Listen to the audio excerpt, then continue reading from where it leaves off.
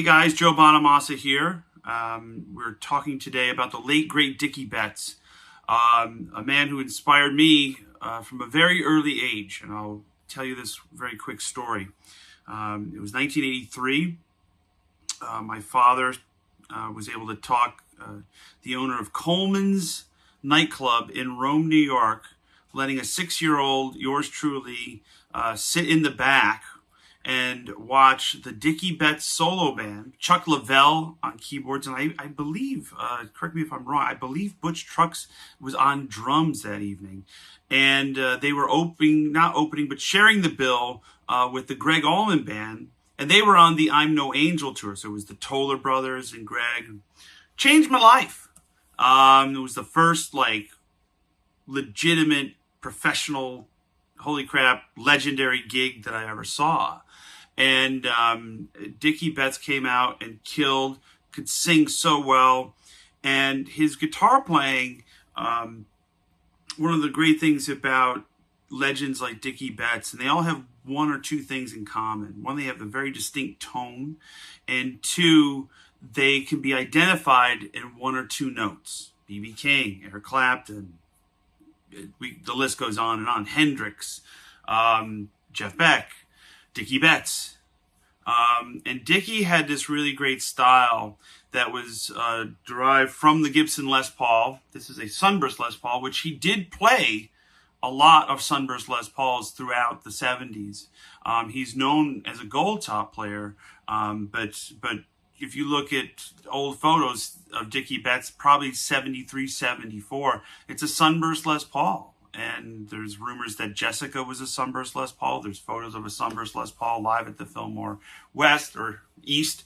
And it was two. And the thing is, it's a Les Paul with a humbucking pickup. And he used Marshall amps with JBL speakers or Altec or Lansing speakers. And he got a really clean tone, bright with the front pickup. So you rarely would hear him play on the lead or treble pickup, but he kind of set his tone for the front pickup. So it kind of sounded like this. And he had a very unique, way of phrasing. Sorry, the pot's cranky.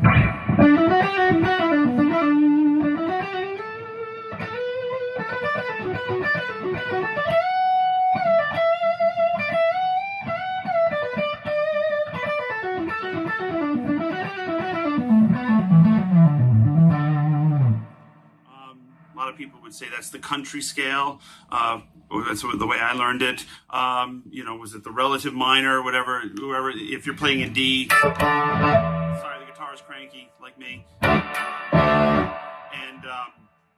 so you're playing kind of pentatonic form in B minor.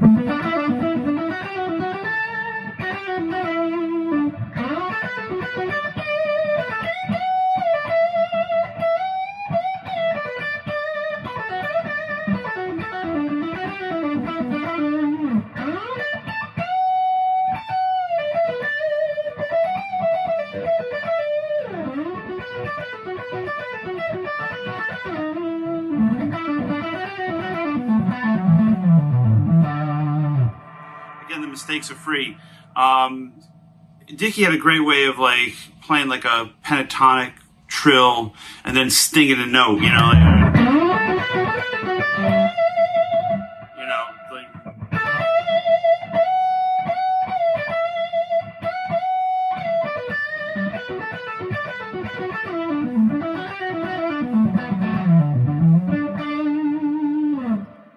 and his songs changed the world. I mean, what's rock and roll without the Allman Brothers band and those songs? Jessica. How many girls have you met that were born between the years 1975 and 1990 named Jessica after the song? Lots, especially in the South. The music changed the world. Blue Sky. Ramblin' Man. His voice was a perfect foil for Greg's. And it was just the perfect storm. And there was a guy who really just took the guitar and used it as the ultimate tool to service the song. It was never overindulgent. It was never out of context. It all made sense. And between him and Dwayne, and later in the Allman Brothers' career, you talk about Dangerous Dan Toller, the late great Dan Toller, and of course Warren Haynes, who really came in the late '80s and gave the whole band a B12 shot, along with Alan Woody. So rest in peace, Dickey. One of the most lyrical, melodic, direct people and guitar players that will ever encounter, and the music will live on.